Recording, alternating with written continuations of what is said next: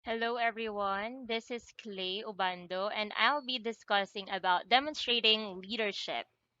Okay, so let's first we're going to talk about leadership character. So leader's character is what you consistently experience with that individual. So yung character mo as a leader, it should be consistent. Hindi mo lang siya pinapakita, parang facade mo, pero you should show that kind of character all the time, most of the time, lalo na pagkaharap mo yung mga employees mo. Syempre iba yung character mo sa bahay or sa family mo, pero as a leader in the office or in the workplace, dapat consistent yung personality and character na pinapakita mo. It determines the extent of the influence they have over their followers. Kasi if you're showing good things, you're showing good personality, good behavior, yun na ifa-follow ng mga kasama mo sa office.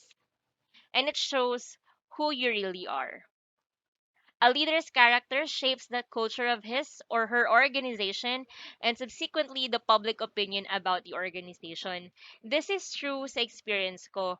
I used to work before for Brother Bo Sanchez.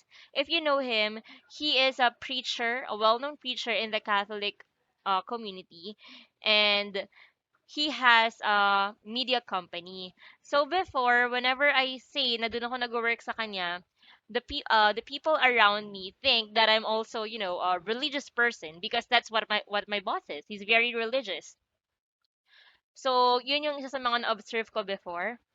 Next, since he's also promoting investment, he encouraged us, kaming mga employees niya, na mag-invest din sa stock market. Because yun yung beliefs niya, that investment is really good for you, lalo na kung nag-iipon ka. So, as a leader, in-incorporate niya yun sa culture namin, sa organization namin, na mag-invest kami. So, one of the common things na tinatanong sa akin ng mga friends ko or nakakilala sa akin kung nag invest ba ako sa stock market, since alam nilang nag-i-invest sa stock market yung boss ko. So, this is a good example na kung ano man yung public opinion ng mga tao sa company mo, it's because most of the time dahil yun sa behavior and character ng leader ng meron kayo. Lastly, they must have a clear sense of their personal and professional values. Someone told me that if you know your values, it will be easier for you to make a decision. So before doing anything, before making a big decision, you have to know your values. You always have to ask yourself, in line ba to sa mga pananiniwalaan ko, sa mga binavalue ko? Because if not, why should you do it? 'Di ba? Okay, leadership character is also about building relationships and adding value to others. So as a leader, sometimes you're the glue. Not sometimes, but most of the times, you're the glue sa isang company. Because yung mga tao, yung mga employees, may iba't iba silang personalities and belief. And that's why you're there, to be the bridge, to be the glue between them. And hindi ikaw dapat yung nagkakos ng pagkasira ng relationship sa isang company. In fact, you will be the one who's going to build the gap between the people, the departments, and you will guide them sa mga pang-araw-araw nilang conflict. Mhm. All right. And lastly, leaders need to model the behavior they expect of others. So you cannot expect your followers to do what you're expecting from them if ikaw mismo hindi mo ginagawa yon. So you need to be model ng mga, characters or core values ng company na yon. So one example of that one is Mother Teresa. She's a charismatic leader. Her servant leadership inspired thousands of people to follow her and dedicate their lives to the missionaries of charity. So yung main mission ni Mother Teresa is yun nga to serve the poor, to be one of the poor, to help them. So yun yung naging mission niya sa life and yun yung mga ginawa ng followers niya. They help the needy hangga't kaya nila. Next, we have Julius Caesar. Si Julius Caesar is one of the best political leaders na meron sa history. And he's single-handedly responsible for the he's single-handedly responsible for the expansion of the Roman Empire. Imagine he's really good with tactics and he's really bold and eager to do something to the point na siya yung nag-lead para ma-expand yung Roman Empire. And yeah, that's a good trait of a leader. You showcase your talents and skills para magawa yung isang plano or yung mga plans niya sa company. Okay, so there are three C's of leadership credibility. First, credo. This I believe. So sabi nga kanina, you need to know your values. Kasi if you don't know your values, how are you going to decide? How are you going to make plans if you don't know your values, 'di ba? Next, competencies. This I can do. Ito yung example kanina kay Julius Caesar na you have to know what can you offer. If good ka ba sa politics, if good ka ba sa, for example, when it comes to finances, ganon. So you have to know what can you offer in the company. Because as a leader, a lot of people are expecting na dapat ikaw yung may pinakamalaking contribution. Ikaw yung pinakamalaking collaborator. Kasi you're the leader eh. You have to contribute na talagang meaningful sa isang company. And last, conviction. This I will do. So you need to have set of principles. And kailangan meron kang paninindigan na gagawin mo isang bagay. Hindi ka lang puro salita. Kung may plano ka, na-vocalize mo na sa company, you have to do the follow-up steps na dapat ito yung gagawin and makita yung end results ng mga gusto mong projects. So, those are the three things of credibility. Kailangan alam mo yung values mo, kailangan may skills ka na may offer, and lastly, may paninindigan ka to do the things that you have to do as a leader. Okay. So leadership behavior. Your job gives you authority. Your behavior gives you respect. This is true. So it always depends on how you are going to behave in front of the people. The behavior of leaders is responsible for at least 70% of the emotional climate of an organization. An example for this one is that before I used to have this leader na he's all about the metrics. He's all about the numbers. So what happens is that yung members niya, including ako, is na-burnout kami because under kami sa sobrang tinding pressure. And hindi namin tuloy na-enjoy yung work na meron kami. Parang papasok pa lang kami, parang kinakaladkad na namin yung sarili namin. Which is bad. Kasi dapat, di ba dapat ini-enjoy mo yung ginagawa mo para magkaroon ka ng magandang results. So in his case, he put us under a lot of pressure. So, hindi naging maganda yung mga performance namin at that time. Pero nung na-transfer naman ako sa ibang leader, ibang kind naman siya na leadership, mas chill lang, hindi siya nakaka-pressure. Nahatak naman yung performance ko, nag-perform naman ako ng maigi. So, it's one of the biggest factors kung paano ka nililid ng boss mo. Next, effective leadership is a conflict of different but related behaviors. This is true. This is very true. Okay, so next, being trustworthy. Establishing a sustainable organization requires a long term trustworthiness. People trust those whose behavior is consistent and who display competence. So, you have to show na karapat-dapat ka and karapat-dapat ka sa position as a leader. And dapat consistent ka nga all the time because may tinatawag tayong integrity, doing the right thing even though no one is looking. So, paano mo masabi na good leader ang isang tao kung hindi niya ginagawa yung tama most of the time? So, ikaw as a follower, parang may isip mo, baka hindi naman niya ginagawa 'to all of the time. So, parang bakit ka pa magtitiwala, 'di ba? As a follower, gano'n yung mafe-feel mo.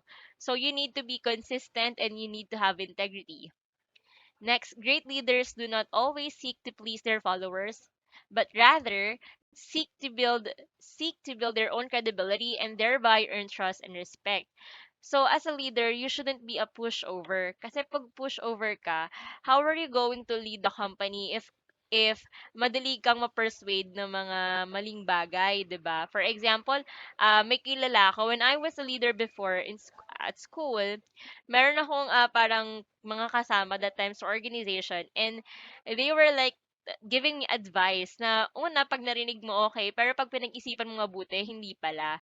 So, munti ka na ako ma-persuade do'n, and it's not good. Kasi 'pag ma-easily kang or 'pag madali kang ma-persuade ng mga tao sa paligid mo, lalo na 'pag maling tao yung pinapakinggan mo, you cannot make the right decisions. Yes, and therefore, your followers cannot trust you kasi hindi mo kayang manindigan. And low levels of trust reduce the effectiveness of the organization. A trusted leader must demonstrate a behavior of being willing to trust, especially trusting those who have earned it. So as a leader, hindi naman pwedeng ikaw lang lahat.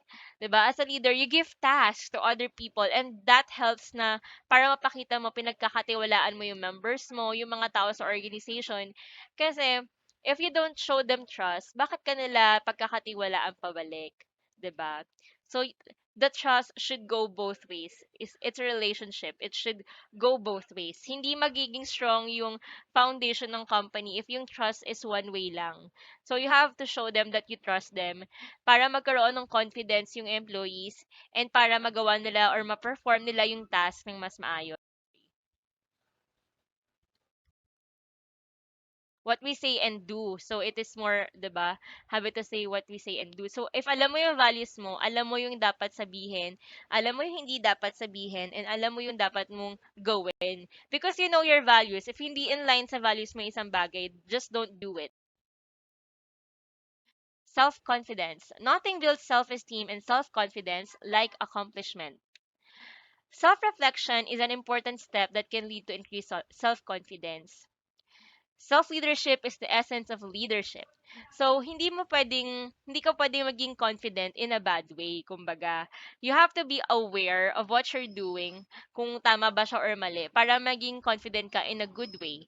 Kasi hindi ka pwedeng maging leader if ikaw mismo, wala kang discipline sa sarili mo. If you're not following what is right, or if you're not doing what is right, hindi mo kaya maging good leader sa ibang tao. Self-confident leadership leads to boldness of action. Since you're already aware of what you're doing, of the right and wrong that you're doing, maging bold ka ngayon sa action mo. Kasi you already know it, you're already aware.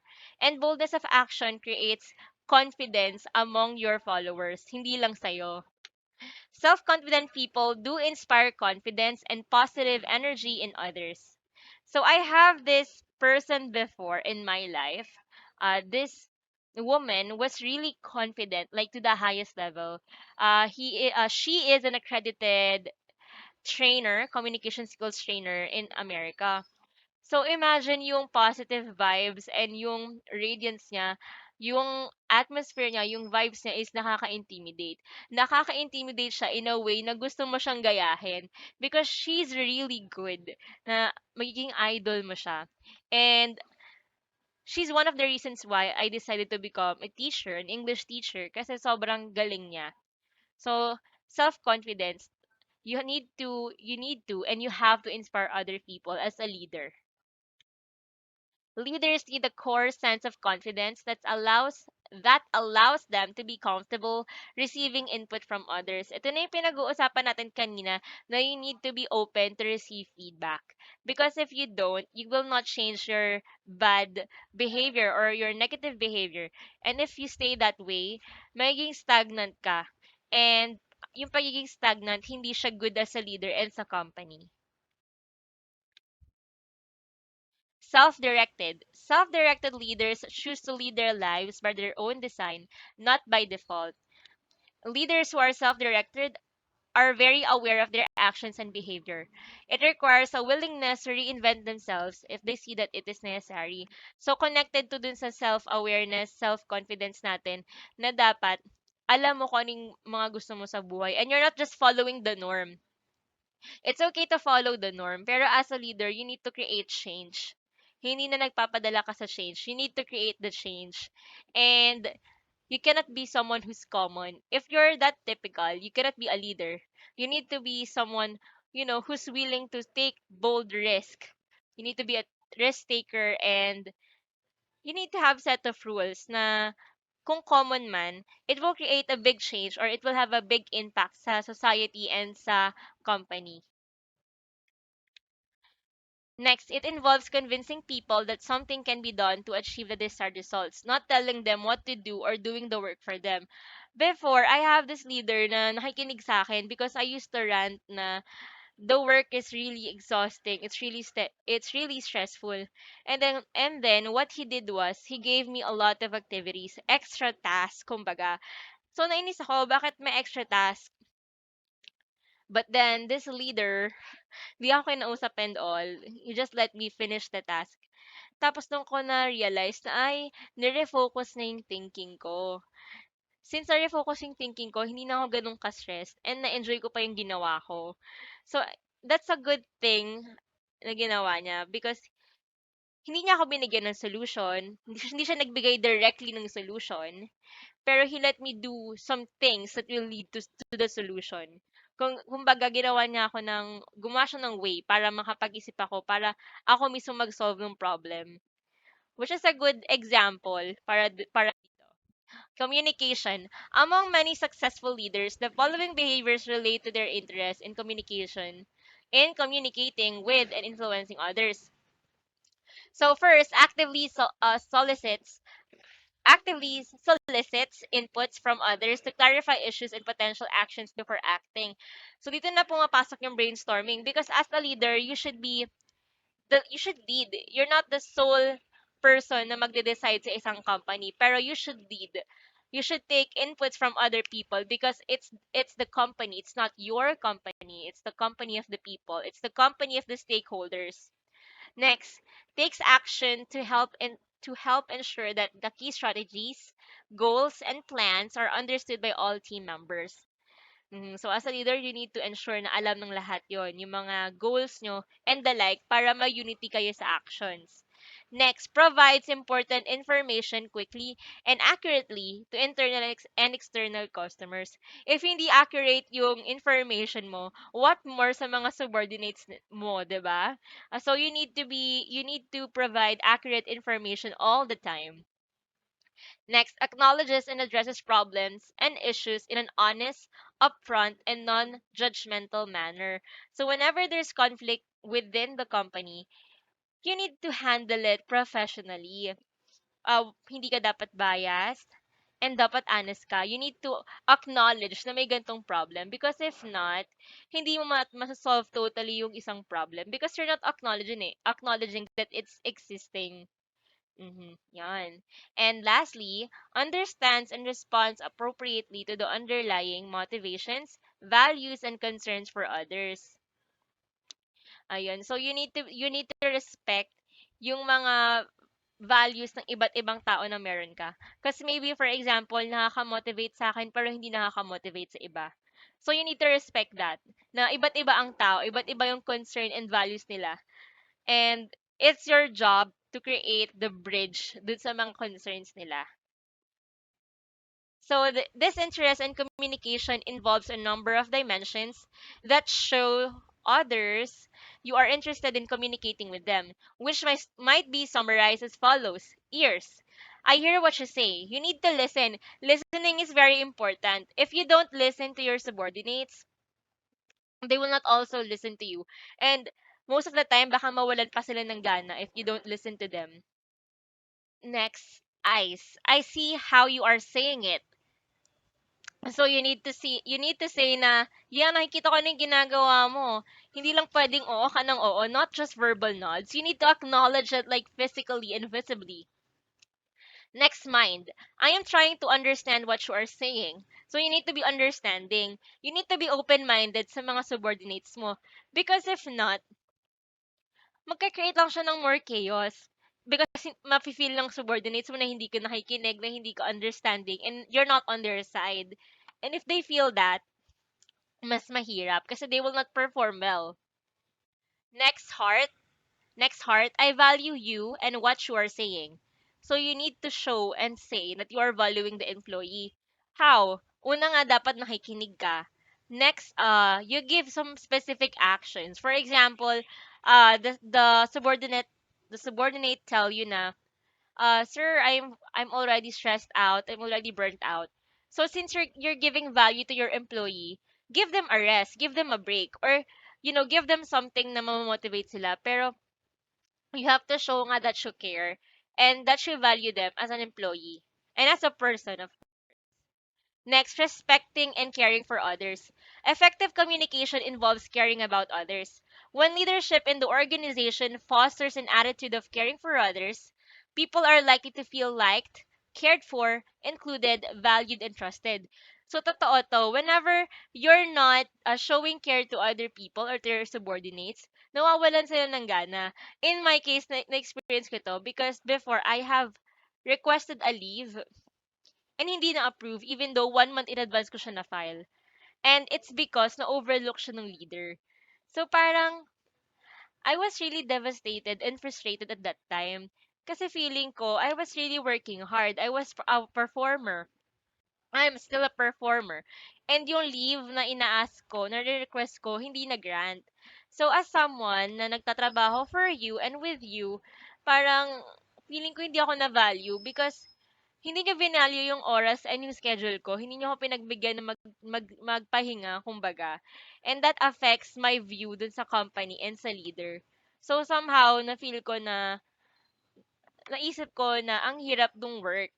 Hindi dahil sobrang hirap talaga ng work ko, hindi mahirap yung work kasi walang value, hindi ako bina-value ng company. That's true in my case. Next, good relationships also create energy within the organization, leading to more positive and sustainable outcomes. So pag maganda yung relationship internally, nagre-reflect siya hanggang sa customers, hanggang sa results nung project or nung work. If you are doing good inside, lalo yan nagre-reflect outside.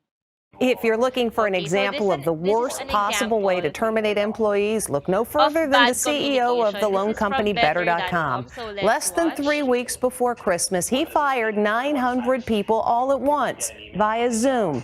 Here's Les Trent. It's the call no one ever wants to get. I come to you with not great news. The CEO of the popular online mortgage lender Better.com used a company Zoom meeting to inform 900 employees they were all being fired. Your employment here is terminated, effective immediately.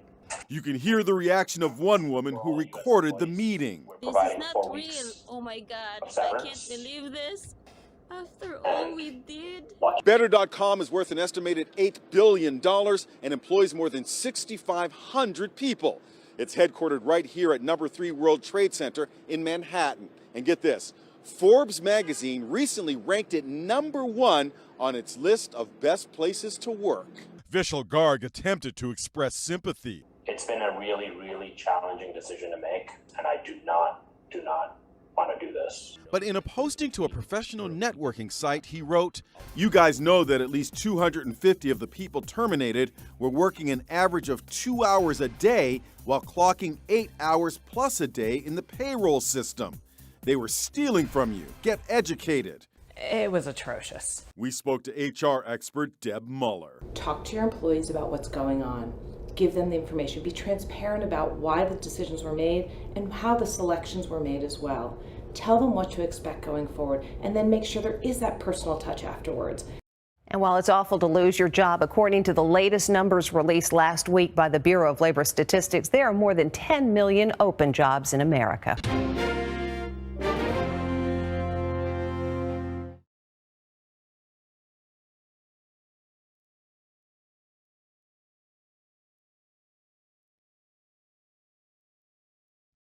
So imagine they were fired online and hindi lang siya one-on-one. It was by group and yung group is sobrang dami, 900 people. So it was embarrassing. If ako yun nandun, it was embarrassing. Kasi first of all, if may problem and if gusto nyo kaming i-terminate, sana man lang nagpadala ng email or what. Or sana nagkaroon ng one-on-one session with us. Although that's a lot, pero 'di ba, it was kinda embarrassing on my part and I feel na parang disregard lang ako kasi I'm just someone na aalisin mo lang. So, wala akong value for the company. Yun. So, an example of bad communication. It's really bad.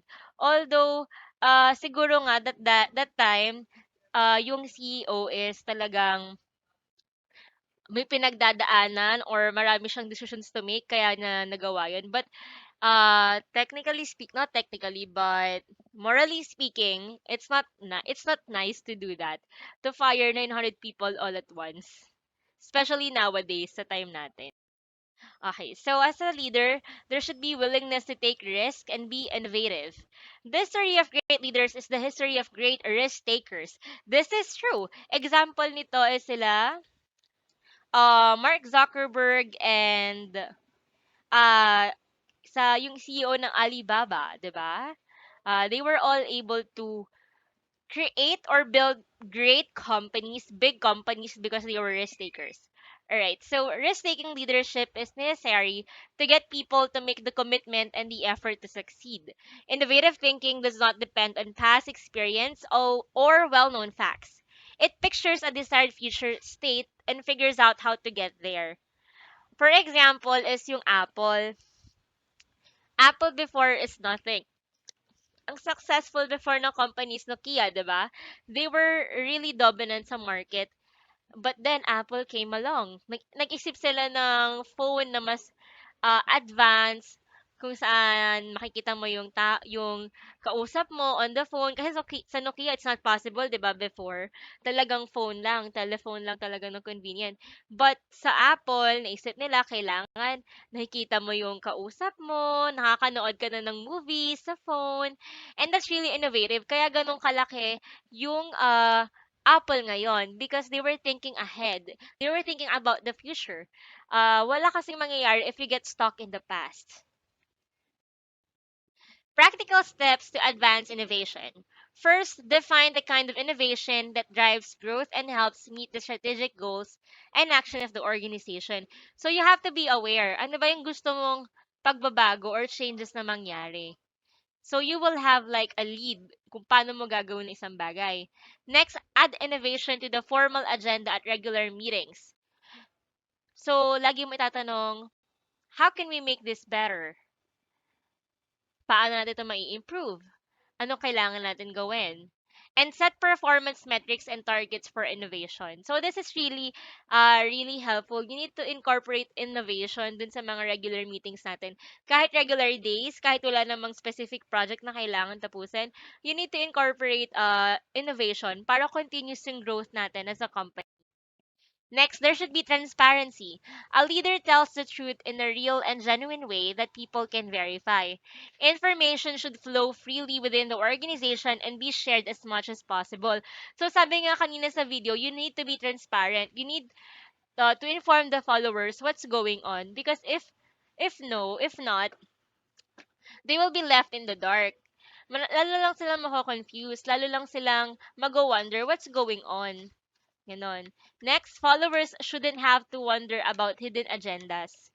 So, dapat upfront tayo lagi when it comes to projects and decision making. Next, organizations benefit from a more efficient and more collaborative process of decision making and executing key actions because everyone is more informed. So, if everyone is more informed, mas maraming ideas, mas magiging efficient, mas madali yung isang bagay gawin if there are a lot of minds on it. Kasi if ilan lang kayo nagde-decide sa isang bagay or gumagawa ng isang bagay, limited yung ideas. So there should be a collaboration within the company or the team or the organization itself. Righting wrongs. A strong leader is always interested in making things right when he or she is wrong. Dito na papasok yung pagiging humble natin. Because if we're humble enough to correct our mistakes, magkakaroon ng growth. Because you're going to you learn from your mistakes and other people will learn from your mistakes as well. So hindi nila uulitin yung mga ganong bagay. Next, personal pride shouldn't get in the way of doing the right thing. We're talking about the company here, not just your personal agenda. So as a leader, we need to be open. We need to think about the benefit of the majority. Okay, staying focused. The best leaders take complexity and bring simplicity to it through a focus and a problem solving and prioritization. So you need to stay focused. Maybe not all the time because that's impossible, but you need to stay focused most of the time. So additional tips to be more focused, do creative work first. Allocate your time deliberately. So kailangan may time management ka. You can have calendars, you can have notes or alarms, whatever will help you just to make your time efficient. Train your mind to avoid distraction. So dapat nga lagi kang focus ka sa isang bagay para madali mong matapos yung mga projects nyo and ma-avoid yung delay sa isang company or sa So responding quickly with agility. Agility is